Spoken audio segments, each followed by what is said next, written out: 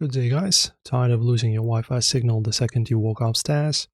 So dead zones are a choice. Today we're setting up the Verizon E3200 extender. Whether you're going wireless or hardwired, I'm showing you the optimal link method to get full-speed Wi-Fi in every corner of your home.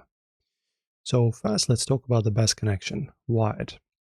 So if you have a wired coax or Ethernet port or in your dead zone, just plug in the extender in there and connect it to the wall, and plug in the power. Then wait about 5 to 10 minutes. The light will flash white and then turn solid white. That's it. Because it's a Verizon product, it automatically clones your router's name and password through the wire. No apps, no buttons, just pure speed. And then no wires, no problem. Plug the extender into an outlet in the same room as your router first. Wait for a solid yellow light, then the sync. Press